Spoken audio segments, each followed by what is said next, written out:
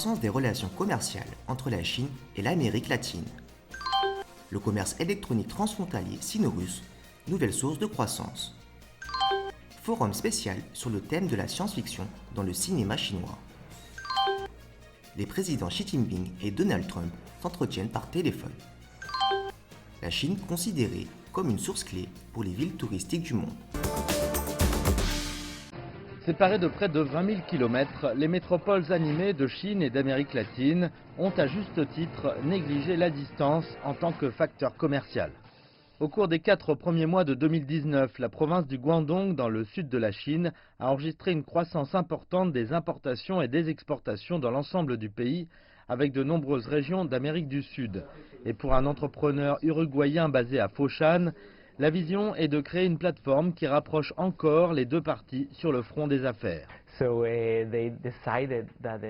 Alors ils ont décidé qu'ils voulaient toujours venir dans ce pays et y chercher des opportunités, mais le modèle devrait faire qu'on allait devenir un centre d'affaires et nous allions essayer d'aider les entreprises d'Amérique latine à faire des affaires en Chine et aider également les Chinois à venir en Amérique latine. Javier Baut Vega est à l'origine de Zone America, plateforme de pépinières d'entreprises et de semi-incubateurs. En seulement 18 mois, l'entreprise uruguayenne a attiré une trentaine d'entreprises d'Amérique latine qui investissent dans divers secteurs à travers la Chine. Pourtant, malgré les turbulences économiques mondiales actuelles, convaincre les entreprises de son pays natal de venir en Chine plutôt que dans d'autres pays reste convaincant. Je vois qu'il existe un potentiel sur ce marché pour certains segments. Je pense que les clients chinois sont disposés à s'intéresser aux produits étrangers.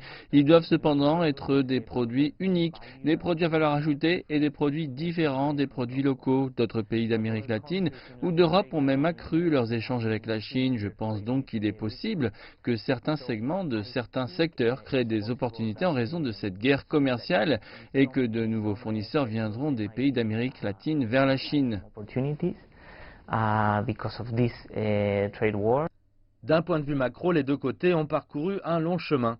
Une gamme de biens et d'industries est devenue l'élément central des relations commerciales des deux régions. Les structures économiques, la production et les échanges entre la Chine et l'Amérique latine se complètent plutôt bien. Les produits importés d'Amérique latine en Chine comprennent des minéraux et des matières premières. Les produits exportés vers l'Amérique latine comprennent des équipements électroniques et des machines. Les marchés correspondent assez bien pour fournir ce dont chaque partie a besoin. Le volume total des échanges commerciaux entre la Chine et l'Amérique latine n'était que de 17 milliards de dollars en 2002. L'an dernier, ils avaient atteint 306 milliards de dollars. Ainsi, malgré le fait que les plus grandes capitales les plus éloignées de la Chine se trouvent toutes en Amérique latine, la distance ne sera plus un frein pour les deux partenaires commerciaux. Vêtements, produits électroniques et autres produits populaires fabriqués en Chine.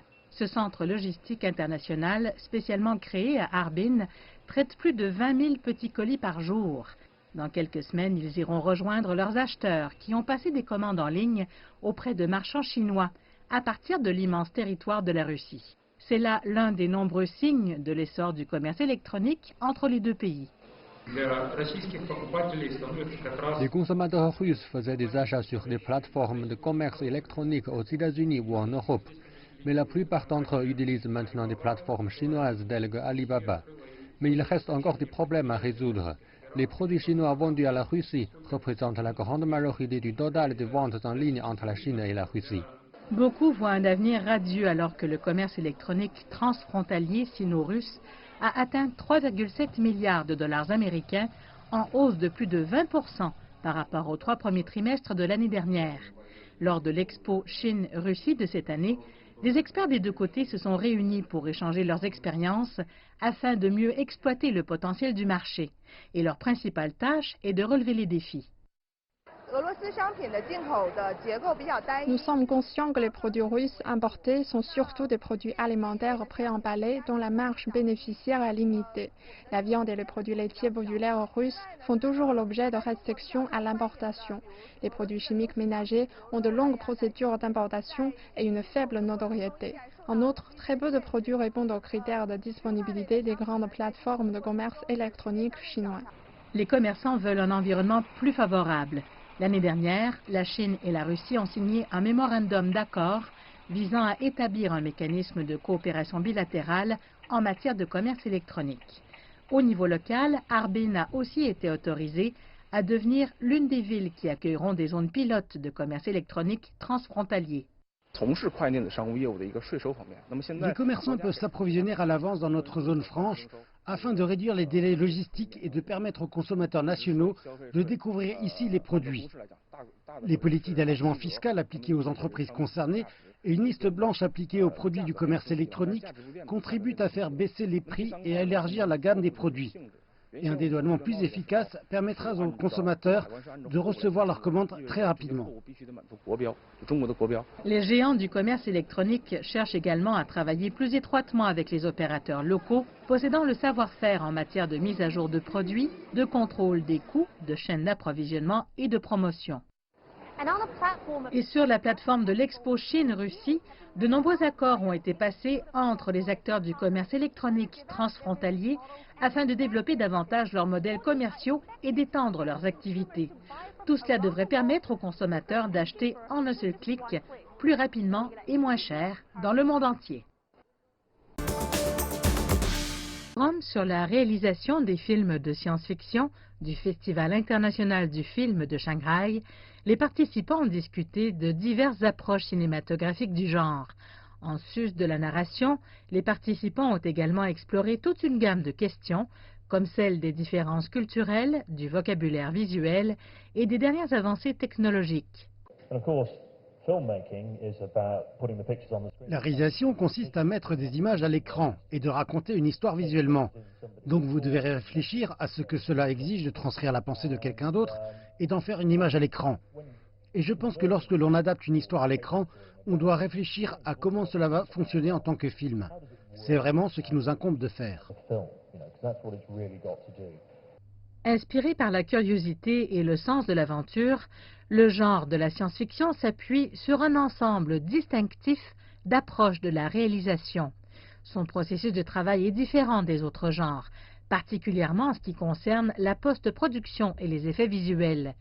Les réalisateurs en Chine ont longtemps ressenti le besoin d'importer un système industrialisé qui serait essentiel à la fois à la qualité de production et à la narration. Au début de l'année, La Terre errante a reçu un bon accueil du public et des critiques. Cet opéra spatial est considéré comme un exemple d'une voie chinoise dans le genre de la science-fiction. Le défi est de trouver le bon équilibre, à savoir l'équilibre entre la stimulation visuelle d'une part et une narration et des portraits psychologiques satisfaisants d'autre part. Cela est assez difficile en raison du fait que nous avons très peu d'expérience à cet égard. C'est pourquoi La Terre errante doit être considérée comme une avancée. Son succès nous a offert un cadre de référence. Il nous permet de nous faire une idée de la psychologie émotive du public chinois. Avec ses revenus des ventes de billets de 4,6 milliards de renminbi, La Terre errante surpasse les productions de science-fiction de ces dernières années et sa forte réussite a injecté de la confiance chez ceux qui aspirent à réaliser des films de science-fiction en Chine.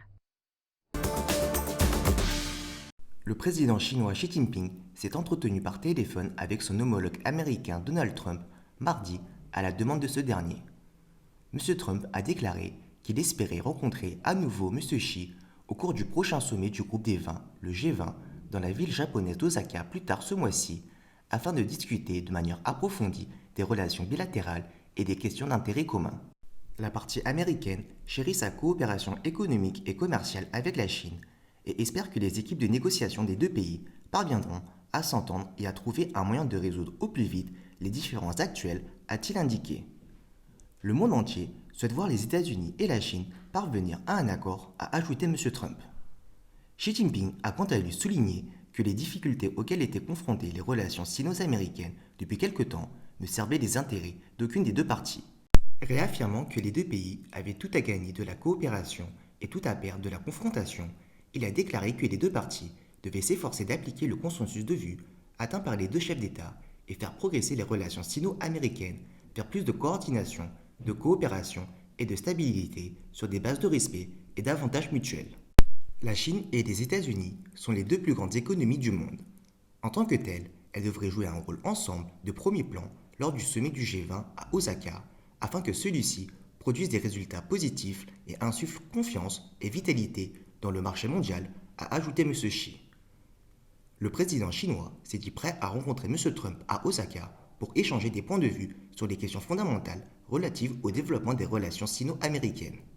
Pour ce qui est des questions économiques et commerciales, M. Xi a souligné que les deux parties devraient résoudre leurs problèmes en dialoguant sur un pied d'égalité.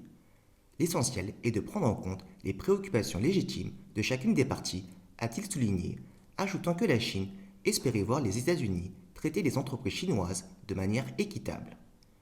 M. Xi a par ailleurs précisé qu'il était d'accord pour que les équipes de négociation commerciale des deux parties restent en contact afin de discuter de la meilleure manière de résoudre les litiges. Alors que le monde s'adapte à un nouvel ordre mondial dans le commerce mondial, le tourisme est en plein essor et la Chine y demeure en tête. Selon des données publiées par Tourism Economics, une société Oxford Economics, 630 millions de visiteurs étrangers devraient visiter le top 300 des villes du monde en 2019, soit une augmentation de 28 millions par rapport à l'année précédente. Ces villes représentent presque une moitié des arrivées mondiales de visiteurs internationaux en 2019, tandis que moins de 20% de personnes y vivent comme résidents. Selon Global City Travel, de 2019 à 2025, un septième des 173 millions de touristes dans ces villes viendront de Chine. Selon le rapport, le nombre de visiteurs entrant dans ces 300 villes devrait augmenter de 4,6% en 2019, atteignant 630 millions. Parmi le top 15 de ces villes se trouvent 7 villes asiatiques, 5 villes européennes et 2 villes nord-américaines. La ville de Dubaï, au 4e rang, est la seule ville du Moyen-Orient. Les 300 villes mentionnées dans le rapport représentent les principales destinations touristiques et les marchés, sources dans le monde par région, a noté un porte-parole du Tourism Economics. D'après le ministère chinois de la Culture et du Tourisme, le nombre total des visites internationales des touristes chinois est estimé à 150 millions en 2018, soit 15 fois plus par rapport aux 10 millions de visites enregistrées en 2008.